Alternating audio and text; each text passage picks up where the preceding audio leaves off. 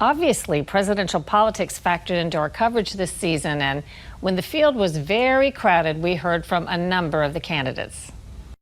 On the border, millions of people have come in since you left office illegally. It's very sad. I did a report in 2018 based on General Accountability Office and FBI figures that said the illegal immigrant population was about 1 in 30 Americans, or people in the United States at the time, but accounted for at least 1 in 5 prison inmates at great expense.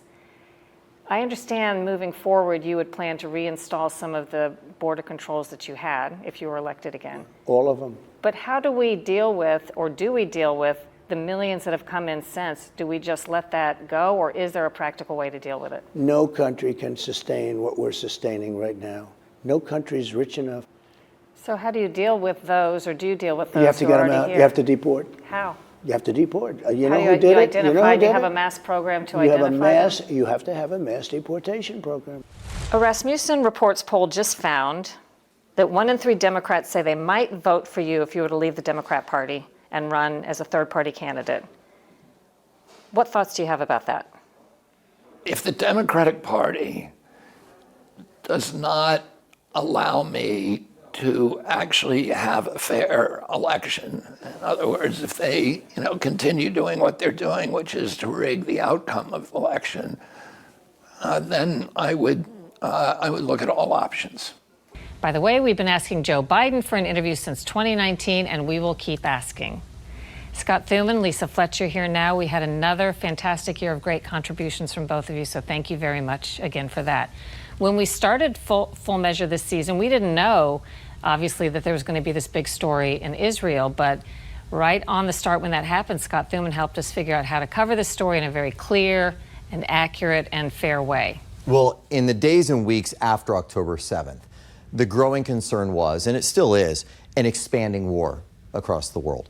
And Lebanon was a key part of that worry. We were familiar with that because we had covered that very threat just 2 years prior. Since Hamas's devastating surprise attack on Israel October 7th, this northern border area has become much more dangerous. Israeli army patrols run from house to house. Civilians have been evacuated. Lieutenant Colonel Peter Lerner is a spokesman for the Israeli Defense Forces. What we understand at this time is that Hezbollah is actually operating in order to increase and expand and perhaps even broaden the scope under the direction of Iran, and that is a cause of concern. Concerns over a larger war, a big part of the reason President Biden made a visit to Israel, showing support but also reminding Iran that America is watching. And that concern expanded to another Iran-backed terrorist group, the Houthis, who, as you know, started attacking shipping lanes in the Red Sea. And so sadly, the very first thing we talked about might happen with the expansion of the war and the violence, in fact, did. And Lisa also brought us some interesting angles on the Iranian connection to the Israel story. Right. Well, there have been sanctions against Iran since the 1970s and the Carter administration, but we wanted to see what was in place today. We had some nice sanctions that actually worked with the Trump administration with regards to the oil that they could sell. And it was hurting Iran from the standpoint that they made it very difficult for them to sell oil, and as a result, their economy was drying up.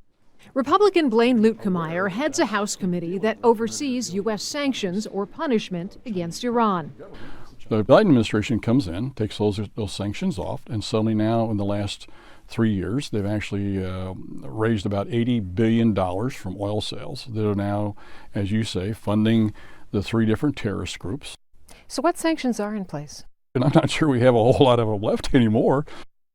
And Luetkemeyer says Iran may be backing 25 to 30 terrorist sleeper cells in the U.S. right now. He says they're probably brewing something similar to 9/11. Now, he says the only antidote to this is strong economic and strong border policies. That is the only thing that they understand. What a mess. Yeah.